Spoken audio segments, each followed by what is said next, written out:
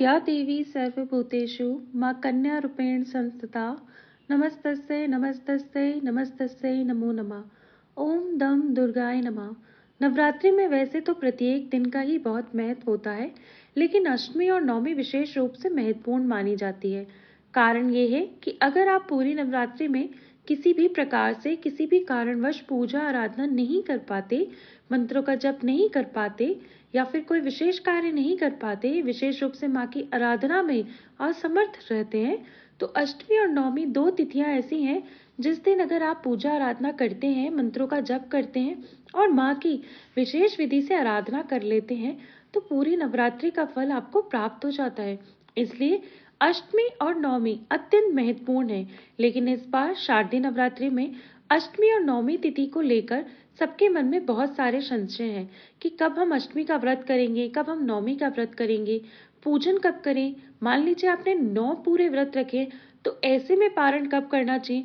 अगर आप पहले दिन व्रत करते हैं और अंतिम दिन व्रत करते हैं, तो अंतिम दिन वाला व्रत हम कब करें। कन्या पूजन, हवन और नवरात्रि का विसर्जन, कलश विसर्जन, ये सब करके दुर्गा पूजा कब है। तो आज की वीडियो में मैं आपके इन सभी सवालों के जवाब दूंगी, इसलिए वीडियो को अंत तक जरूर देखिएगा। मुझे उम्मीद है कि ये वीडियो आपको पसंद आएगी और आपके लिए उपयोगी भी होगी। और अगर आपको ये वीडियो उपयोगी लगे, अच्छी लगे, तो वीडियो को लाइक जरूर करें और अपने सगे संबंधी दोस्तों के साथ जरूर शेयर करें। सबसे पहले जानते हैं कि नवरात्रि की अष्टमी तिथि अर्थात दुर्गा अष्टमी कब है। देखिए, अष्टमी तिथि का प्रारंभ हो रहा है 10 अक्टूबर को दोपहर 12:03 पर और अष्टमी तिथि का समापन होगा 11 अक्टूबर को दोपहर में 12:06 पर। तो सूर्योदय कालीन अष्टमी अगर आप देखें तो 11 अक्टूबर को प्राप्त हो रही है। इसलिए अगर आप दुर्गा अष्टमी का व्रत करते हैं, मासिक दुर्गा अष्टमी का व्रत करते हैं, तो आप 11 अक्टूबर को शुक्रवार के दिन व्रत धारण करेंगे। तो जो लोग अष्टमी मनाते हैं वे 11 अक्टूबर 2024 शुक्रवार के दिन ही अष्टमी मनाएंगे। अब ये तो हो गई दुर्गा अष्टमी की बात। या फिर अगर आप अष्टमी करते हैं, मासिक दुर्गा अष्टमी करते हैं, तो आप व्रत करेंगे 11 अक्टूबर 2024 को। लेकिन कई ऐसी जगह है जहाँ पे दुर्गा अष्टमी के दिन, अष्टमी के दिन ही कन्या पूजन होता है, तो उन्हें व्रत कब करना है, मतलब जिनके यहाँ अष्टमी पूजी जाती है उन्हें व्रत कब धारण। जैसे कई लोग हैं जो पहले और अंतिम दिन का व्रत करते हैं और अष्टमी पूजा करते हैं, कन्या पूजन करते हैं, तो उन लोगों को 10 अक्टूबर को अंतिम दिन का व्रत करना है। अगर आप प्रतिपदा और सप्तमी का व्रत करते हैं और अष्टमी को कन्या पूजन कर रहे हैं, तो 10 अक्टूबर को आप व्रत धारण करेंगे। 11 अक्टूबर को कन्या पूजन, हवन इत्यादि आप कर सकते हैं। ये है उनके लिए जिनके अष्टमी पूजी जाती है, वो 11 अक्टूबर को फिर कन्या पूजन कर पाएंगे। अब बात ये समझ लें कि नौवीं तिथि कब प्रारंभ हो रही है और कब समाप्त हो रही है, महानवमी कब है। देखिए, नौवीं तिथि का प्रारंभ होगा 11 अक्टूबर को दोपहर में 12:07 पर और नौवीं तिथि समाप्त हो रही है 12 अक्टूबर को दोपहर में 10:58 पर। तो ऐसे में सूर्योदय कालीन महानवमी हमें प्राप्त हो रही है 12 अक्टूबर 2024 को। तो जिनके यहाँ नौमी पूजन होता है, मतलब नौमी के दिन कन्या पूजन होता है, वह अष्टमी 11 अक्टूबर को व्रत करेंगे और 12 अक्टूबर को कन्या पूजन, हवन इत्यादि करेंगे। ठीक है, एक बार फिर समझ लें, जिन्हें अष्टमी पूजनी है, अष्टमी को कन्या पूजन करना है, वे अपना आखिरी व्रत 10 अक्टूबर को करेंगे और 11 अक्टूबर को कन्या पूजन करेंगे। जिनके यहाँ नौमी पूजी जाती है वे 11 अक्टूबर को व्रत करेंगे और 12 अक्टूबर को कन्या पूजन करेंगे। और ये भी जान लें कि दशहरा भी 12 अक्टूबर को मनाया जाएगा। सूर्योदय कालीन दशमी भी हमें 13 अक्टूबर को प्राप्त हो रही है, लेकिन दशहरा का नियम होता है कि संध्या काल में जब दशमी तिथि होती है उसी दिन रावण दहन किया जाता है। इसी कारणवश हम 12 अक्टूबर को दशहरा मना रहे हैं, लेकिन महानवमी भी 12 को ही मनाई जाएगी, जो कि 10:58 तक है सुबह में। नवरात्रि में सूर्योदय कालीन तिथियां ही मान्य होती हैं। इसलिए अगर आप नौमी में कन्या पूजन करते हैं, हवन करते हैं, आप अपनी नौमी पूजते हैं, तो ऐसे में 12 अक्टूबर को सुबह 10:58 से पहले अपने घर में पूजन इत्यादि कर लेना है, कन्या पूजन करना है। कन्या पूजन, हवन जो भी आप करते हैं वो 12 अक्टूबर को कर लें। अब आपका व्रत ये कब पारण करना है ये बता दूं। अगर हम 9 दिन के पूरे नवरात्र रखते हैं, तो देखिए 9 दिन का व्रत रखना है तो पारण आपको 12 अक्टूबर को ही करना है। सुबह हवन, कन्या पूजन के बाद आप अपना व्रत खोल सकते हैं। लेकिन एक चीज का ध्यान रखिएगा, आप व्रत खोलने से पहले कलश का विसर्जन अवश्य कर लीजिएगा। कलश विसर्जन की संपूर्ण विधि आपको एक नई वीडियो में मिल जाएगी, चैनल से जुड़े रहिएगा तब तक। और एक प्रश्न ये था कि अगर पूरी नवरात्रि करते हैं और अष्टमी पूजा होती है तो क्या हम अष्टमी कन्या पूजन के बाद, हवन के बाद अपना व्रत खोल लें? क्या ये सही रहेगा? देखिए, कन्या पूजन चाहे तो आप प्रतिदिन भी कर सकते हैं नवरात्र में, लेकिन अगर आप नवरात्र में पूरे दिन के व्रत करते हैं, 9 दिन के व्रत करते हैं, मतलब आपने संकल्प लिया है पूरी नवरात्र का व्रत करेंगे, तो ऐसे में नवरात्रि की 9वीं तिथि पर माँ सिद्धिदात्री की पूजा करने के बाद ही आपका व्रत खुलना चाहिए। मतलब बहुत से स्थानों पे 10वीं के दिन व्रत खोला जाता है, लेकिन आप 9वीं तिथि की पूजा करने के बाद कन्या पूजन कर लीजिए। माँ सिद्धिदात्री की पूजा करने के बाद कन्या पूजन कीजिए, हवन कीजिए, आरती कीजिए, माँ की कलश विसर्जन कीजिए। इसके बाद आप अपना व्रत खोल सकते हैं।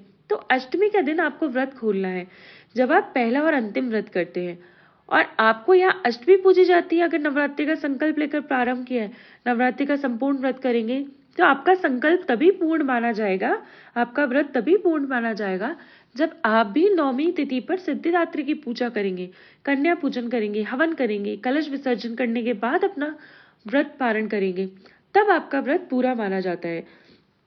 और आप अपना व्रत अधूरा तो नहीं कर रहे हैं, लेकिन अगर आपके यहाँ अष्टमी के दिन कन्या पूजन हो भी रहा है, हवन हो भी रहा है, तो भी आप अपना व्रत जारी रखिए। व्रत एक दिन और कर लीजिए। 9वीं तिथि के दिन आप माँ की पूजा आराधना करके आरती कलश विसर्जन करने के बाद अपना व्रत खोल लीजिएगा, व्रत का पालन कर लीजिएगा। हमेशा इस बात का ध्यान रखें। अब कन्या पूजन का शुभ मुहूर्त जान लेते हैं। देखिए, जितना जल्दी हो सुबह सुबह हम कन्या पूजन कर लेते हैं, लेकिन कई बार हवन इत्यादि करने में समय लग जाता है। तो ऐसे में सूर्योदय से लेकर दोपहर में 12 बजे तक आप कर सकते हैं। 12:32 तक आप अष्टमी कर सकते हैं, तब तक कन्या पूजन किया जा सकता है। जो लोग अष्टमी कर रहे हैं उनके लिए बताया है। और जिनके यहाँ 9वीं कन्या पूजन होता है, वे 12 अक्टूबर को सुबह 10:58 तक कन्या पूजन कर सकते हैं। अब बात करें पारण के शुभ मुहूर्त की, तो देखिए, अगर आप नवरात्रि का व्रत कर रहे हैं तो 12 अक्टूबर को आपको अपना व्रत खोलना है, व्रत का पारण करना है। तो 12 अक्टूबर को 10:58 तक 9वीं तिथि रहेगी। अगर आप 9वीं में व्रत खोलते हैं तो तब आपके लिए ये मान्य होगा। लेकिन कुछ लोग 10वीं में भी व्रत खोलते हैं, जो 9वीं में पूरा व्रत पारण नहीं करते। तो अगर आप 9वीं के दिन अपना पारण कर रहे हैं, मतलब 9वीं में तिथि कलश विसर्जन कर रहे हैं, तो आप 10:58 तक कर लें। और अगर आप 10वीं में अपना व्रत खोलते हैं तो 11 बजे तक कर लीजिएगा, क्योंकि 10:58 पर तिथि समाप्त हो जाएगी, फिर 10वीं तिथि लग रही है। आप 10वीं में व्रत खोलना चाहते हैं तो भी 11 बजे तक आप अपना व्रत खोल सकते हैं। आपका अगला प्रश्न है कि कलश का विसर्जन कब करें, 11 अक्टूबर या 12 अक्टूबर? देखिए, कलश विसर्जन होगा 12 अक्टूबर को, क्योंकि 9वीं तिथि उसी दिन है। माँ सिद्धिदात्री की जो सुबह पूजा होगी 12 अक्टूबर को होगी। इसके बाद आप हवन करेंगे, कन्या पूजन करेंगे, फिर कलश विसर्जन होगा। अब कुछ लोग ये बोल रहे थे कि जिनके यहाँ अष्टमी है, क्या वे भी कलश विसर्जन करेंगे अष्टमी को ही? देखिए, नहीं, भागवत में कहा गया है कि कन्या पूजन आप रोज भले ही करें, लेकिन इसका मतलब ये नहीं है कि कलश का विसर्जन भी रोज करेंगे। कलश का विसर्जन हम तब करते हैं जब माता की विदाई होती है, और माता तो प्रतिपदा से लेकर 9वीं तिथि तक धरती पर होती है, हमारे घरों में विराजती हैं। ऐसे में हम 9वीं तिथि से पहले कलश का विसर्जन नहीं करते। इस बात का ध्यान रखिए। आपके यहाँ कन्या पूजन अष्टमी हो रहा है तो भी आप याद रखिए कि आपको चौकी नहीं हटानी है 9वीं से पहले। अगर जौरे होते हैं, मतलब जो भी चौकी पे सामग्री है, किसी भी सामग्री को 9वीं तिथि से पहले ना हटाएं। कन्या पूजन करने से पहले चौकी को बिल्कुल भी आप नहीं छुएंगे। अगर आप लोग कलश विसर्जन 12 अक्टूबर को कर लिया शुभ मुहूर्त में, और आप बीच में ही चौकी हटा देते हैं, तो विश्वास कीजिए आपने अपने ही हाथों से अपने व्रत को खंडित कर लिया। ऐसा करना बिल्कुल शुभ नहीं होगा, इसलिए ऐसा ना करें। अष्टमी में कन्या पूजन करना है, करिए, जो भी आप कर सकते हैं करिए, पर 9वीं तिथि में ही अपना कलश विसर्जन करिएगा। अब मान लीजिए कि पीरियड्स आ जाए तो क्या करें? देखिए, कन्या पूजन हवन इत्यादि तो नहीं कर सकते। परिवार में कोई हो तो आप उससे कन्या पूजन करवा सकते हैं, मतलब उनसे अगर भोजन बनवा के आप कन्या पूजन करवा लें तो बिल्कुल करवा लीजिए। आप परिवार के किसी भी सदस्य के द्वारा ये काम करवा लें, मानसिक रूप से उस पूजा में शामिल हो जाए, तो भी संपूर्ण फल प्राप्त हो जाता है। मान लें कि अकेले ही है, कोई नहीं है साथ में, तब आप मानसिक रूप से कन्या पूजन के निमित्त एक संकल्प लें कि जैसे ही आप शुद्ध हो जाएंगे तब कन्या पूजन करेंगे, या फिर कुछ पैसे कन्या पूजन के निमित्त आप मानसिक रूप से संकल्प कर लीजिए। आप इतना पैसा जितना भी दान करना चाहते हो कन्या पूजन के निमित्त हव्य सामग्री निकाल लें। जब आप शुद्ध हो जाएंगे तो आसपास कोई दुर्गा मंदिर हो, देवी मंदिर हो, वहां दान पेटी में डाल दें या फिर किसी कन्या को उपहार दे दें उसी पैसे से। ठीक है, इस प्रकार से मानसिक संकल्प के द्वारा भी कन्या पूजन माना जाता है। अब बात रही चौकी कैसे हटाएं, तो अगर आपके परिवार में कोई नहीं है, आप ही करें, तब ऐसे में जब आप शुद्ध हो जाएंगे उसी के बाद किसी भी शुभ दिन जैसे एकादशी, पूर्णिमा, तब आप चौकी हटा सकते हैं, कलश का विसर्जन कर सकते हैं। उसी दिन आप चाहे तो कन्या पूजन भी कर सकते हैं। कुछ कन्याएं घर पर बुलाकर उन्हें भोजन, दान, दक्षिणा भी दे सकते हैं। इस प्रकार से आप कन्या पूजन करके संपूर्ण नवरात्रि का लाभ ले सकते हैं। अब आपको परेशान होने की बिल्कुल भी जरूरत नहीं है। इस तरह से आपका कन्या पूजन भी संपन्न हो जाएगा। और जिस तरीके से मैंने बताया है आप वो तरीके फॉलो कर सकते हैं और सभी प्रकार के आपके जो संशय थे मैंने पूरी दूर करने की कोशिश की है। मैं एक बार फिर से आपको दोहरा रही हूँ कि अष्टमी का पूजन करते हैं, अष्टमी को कन्या खिलाएंगे तो 10 अक्टूबर को व्रत करेंगे, 11 अक्टूबर को कन्या खिला को पूजन 11 अक्टूबर को कन्या पूजन करेंगे और जो लोग नवमी को पूजन करते हैं, नवमी में कन्या खिलाते हैं, वे 12 अक्टूबर को कन्या खिलाएंगे।